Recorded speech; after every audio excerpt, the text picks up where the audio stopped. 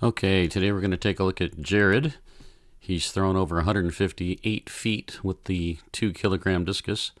He's doing some indoor practice throws today. He wanted me to take a look at his technique, see if there's anything we can do to help him out.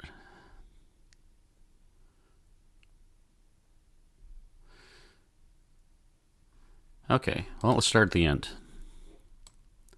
See the wobble in the discus?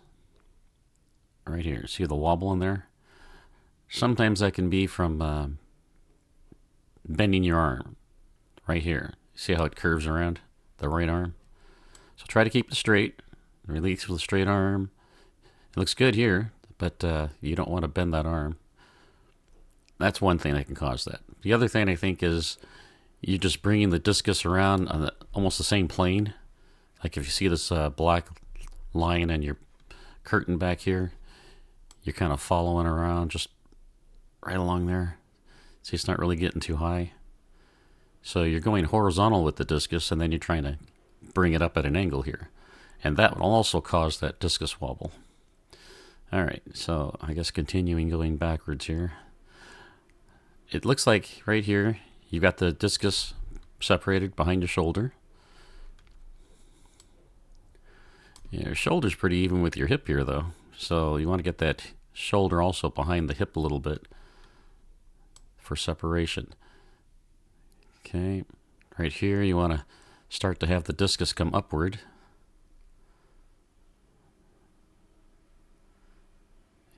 You can see how low it is, right about here.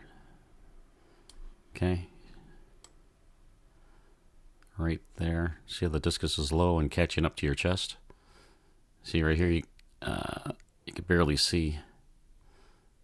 It looks like it's in line with your shoulders, so you want to keep that separation going.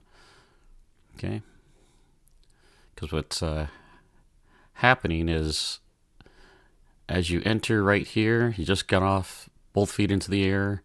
When you touch down the right foot here, the discus is already over here at 6 o'clock. Okay? And it's low, horizontal. So you want to have more of a lean with your left shoulder down toward the camera here. But really, when this left elbow and the left shoulder are facing 12 o'clock here, you're a little up ahead in the upper body here, and the discus should be up here at 6 o'clock. You want your hips at that point, which are now facing 3 o'clock, along with your shoulders and chest. You want those hips facing 12 o'clock when that discus is back there at 6 o'clock. You can see you're losing the separation, right? Okay, see the hips now are facing the camera, the foot's facing the camera, but you see your shoulders and chest are facing out this way. If you can get them to face out more toward 3 o'clock here, you'll get more separation.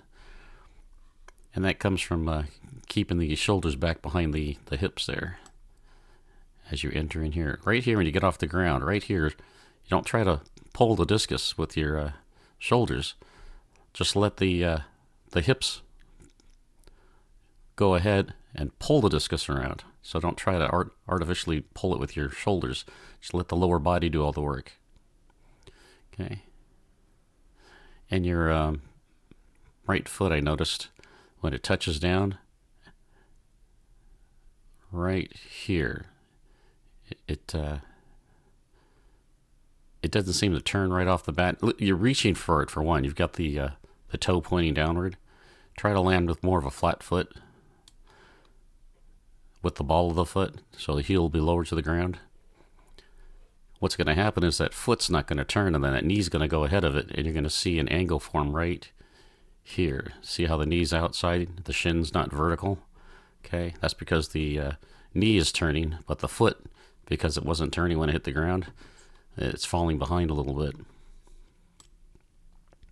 Okay, right here. Yeah, I like to see that left shoulder down a little bit, so you might get a upper body lean.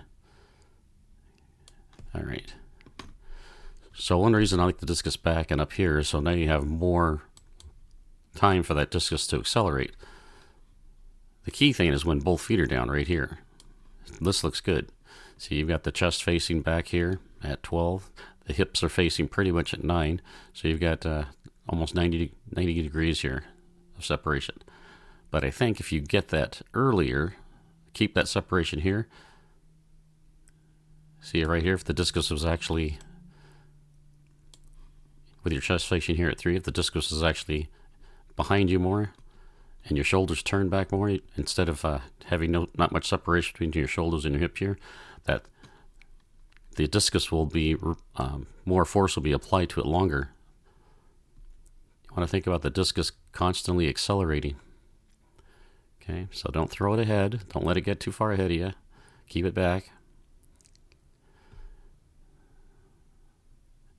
Keep that right foot turning. You want to get just before the discus releases, you want to get that right hip ahead, which looks like you do here.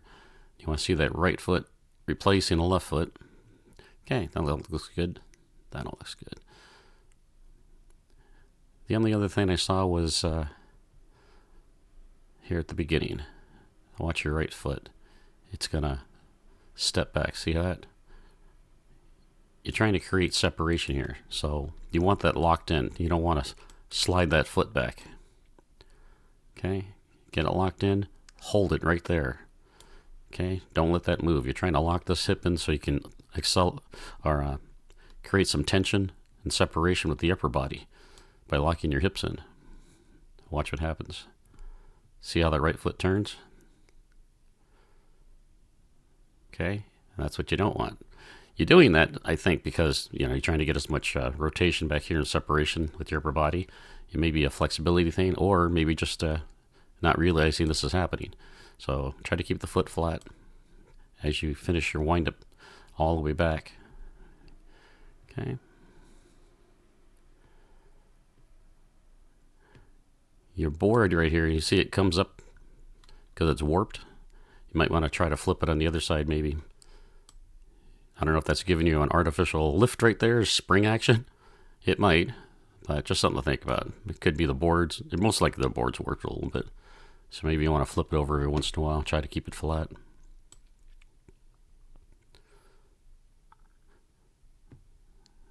Okay, I guess that's all I had.